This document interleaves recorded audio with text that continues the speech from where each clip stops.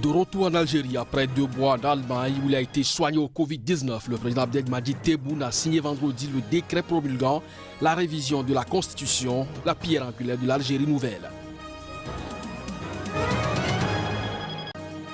Dans un camp pour personnes déplacées à Maïdougouri, dans le nord-est du Nigeria, musulmans et chrétiens ont prié pour la paix en 2021 et ont parlé de leur espoir de retourner dans leur communauté d'origine. Le Congrès américain a infligé vendredi une humiliation inédite à Donald Trump en contournant à une très large majorité son veto au budget de la défense. Donald Trump qualifie le vote de pathétique. Ainsi se présente le sommaire de cette édition. Bonsoir à chacun, bonsoir à tous et bienvenue de retour en Algérie après 2 mois en Allemagne où il a été soigné au Covid-19. Le président Abdelmadjid Tebboune a signé ce vendredi le décret promulguant la révision de la Constitution, la pierre angulaire de l'Algérie nouvelle, selon la présidence. Reportage. Le décret signé, la réforme entrera en vigueur dès sa publication au journal officiel, selon un communiqué de la présidence cité par l'agence officielle APS. Projet phare de Tebboune, en quête de légitimité après avoir été élu lors d'un scrutin massivement boycotté par la population le 12 décembre 2019, l'amendement constitutionnel avait été soumis à un référendum national le 1er novembre. Il a été approuvé avec le taux de participation électorale le plus bas de l'histoire du pays, 23,84%, et en l'absence du chef de l'État hospitalisé en Allemagne.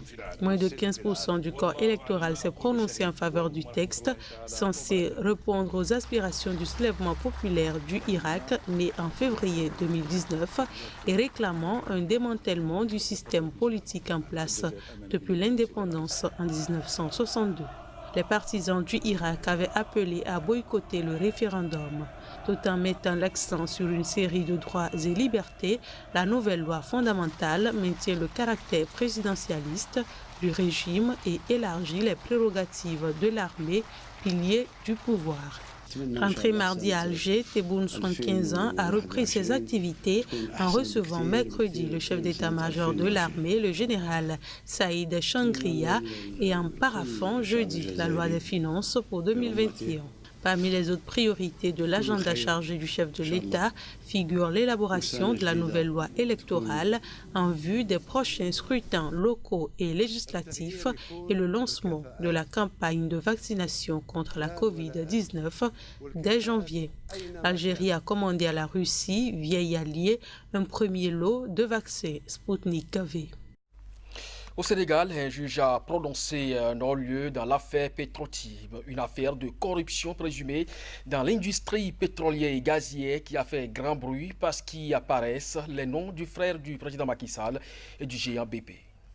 L'ordonnance de non-lieu, signée le 29 décembre par le juge d'instruction, conclut que les investigations menées depuis juin 2019 à la suite d'un reportage de la BBC pour des faits présumés de corruption, escroquerie, détournement, blanchiment, association de malfaiteurs ou encore fraude fiscale ne permettaient pas d'inculper qui que ce soit. Le média britannique accusait la société Petrotim chargée d'exploiter un gisement de pétrole et de gaz au nord des côtes sénégalaises d'avoir détourné 10 milliards de dollars. L'affaire a beaucoup fait parler à la fois parce qu'elle touchait l'entourage le plus proche du président sénégalais, mais aussi les ressources d'hydrocarbures qui ont été découvertes ces dernières années dans l'Atlantique au large du Sénégal et dont le pays espère beaucoup. Elle porte sur l'attribution en juin 2012 de l'exploration et de l'exploitation de 2 champs pétroliers et gaziers à la société Petrotim de l'homme d'affaires australo-roumain Franck Timis, novice dans le secteur, associé à Petrosen,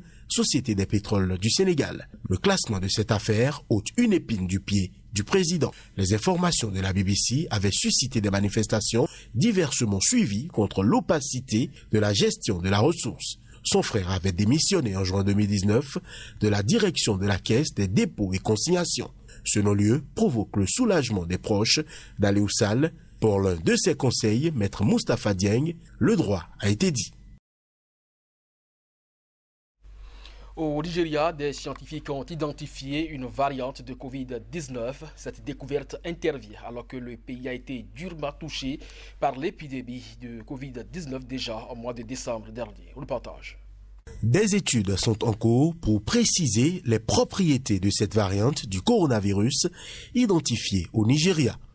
Elle a été observée sur 2 patients le 3 août et le 9 octobre dernier lors d'analyses menées sur 200 échantillons par les scientifiques de l'ACEGID, le Centre d'excellence africain de recherche génomique et des maladies infectieuses. D'après ce centre de recherche, les 2 patients présentent des mutations génétiques. Pour l'heure, la seule certitude est que cette nouvelle variante du coronavirus est différente de celle observée au Royaume-Uni, comme l'explique le professeur Christian Happy, le directeur de l'ACEGID, à l'origine du séquençage génétique de cette variante. Nous pensons que cette variante a très probablement muté au Nigeria. Elle est différente de la souche présente en Afrique du Sud et au Royaume-Uni, mais elle partage 2 mutations avec la souche apparue au Royaume-Uni. Nous n'avons pas analysé d'échantillons récents. Nous ignorons dans quelle mesure d'autres patients sont affectés par cette nouvelle souche, a-t-il avancé. Pour l'heure, aucun lien n'a été établi entre ces découvertes et l'accélération des contaminations ces dernières semaines au Nigeria.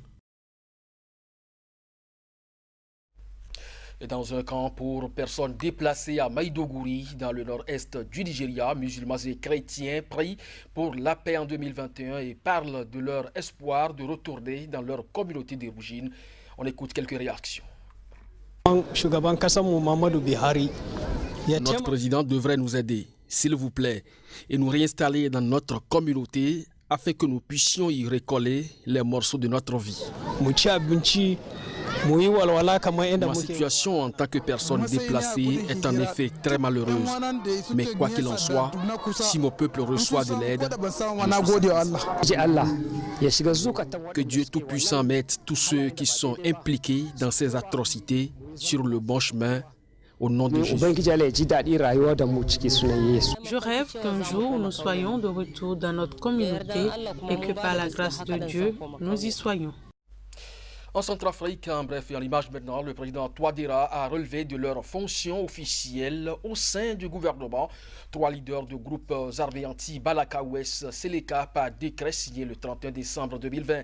Il s'agit de Massimo Mokom, ministre chargé du Parlement, démolition, réinsertion et rapatriement, également Ali Darassa et Mahamat Al-Khatib, tous deux conseillers militaires spéciaux à la primature. Tous sont membres de la coalition de groupes armés lancée dans une nouvelle rébellion depuis une quinzaine de jours.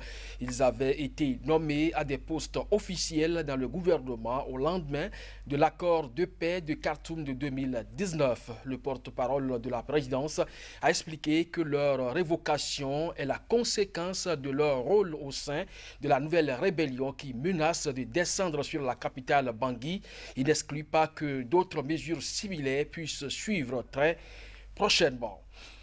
Aux États-Unis, le Congrès américain a infligé vendredi une humiliation inédite à Donald Trump en contournant à une très large majorité son veto au budget de la défense. Le Sénat, contrôlé par les républicains, a adopté en effet avec plus de 2/3 des voix le seuil nécessaire, ce budget de 740 milliards de dollars malgré les objections du président. Le Sénat a adopté avec 81 voix pour et 13 contre ce budget de 740 milliards de dollars, malgré les objections du président lors d'une séance exceptionnelle en ce 1er janvier. Comme la Chambre des représentants avait fait de même lundi, le texte est définitivement adopté. La majorité des élus républicains ont joint leur voix aux démocrates, défiant leur chef au crépuscule de son mandat, alors que celui-ci s'est toujours targué de leur soutien. En 4 ans à la Maison-Blanche, Donald Trump a utilisé à 9 reprises son droit de veto contre des textes de loi adoptés dans les 2 chambres. Jusqu'ici, le Congrès n'avait jamais réussi à atteindre la majorité des 2/3 nécessaires pour l'outrepasser. Cette claque intervient alors que les élus de son parti sont de plus en plus nombreux à reconnaître sa défaite à la présidentielle du 3 novembre qu'il ne concède toujours pas lui-même. Piqué au vif, le milliardaire avait dénoncé en début de semaine un leadership républicain faible et fatigué. Le chef des sénateurs républicains n'avait pas cédé, appelant ses troupes à voter pour le budget 2021 de la défense. Il s'agit d'assurer que nous restions dans la course face à nos concurrents comme la Russie et la Chine, a-t-il plaidé vendredi à l'ouverture des débats. Fruit de longues négociations, le texte prévoit notamment une hausse de 3% des salaires du personnel de la défense. Comme il est de coutume depuis plus d'un demi-siècle, il avait été adopté début décembre à des majorités écrasantes par la Chambre à majorité démocrate et le Sénat contrôlé par les républicains. Donald Trump a critiqué le vote du Sénat américain qui a contourné son veto à l'énorme budget de la défense, le qualifiant de pathétique sur Twitter. Notre Sénat républicain vient de rater l'occasion de se débarrasser de l'article 320 qui donne un pouvoir illimité aux entreprises de la Big Tech, réagit le président américain. Voilà, c'est sur cette information que se referme ce journal. Merci de nous avoir suivis. Bonne suite sur SICA. À très bientôt.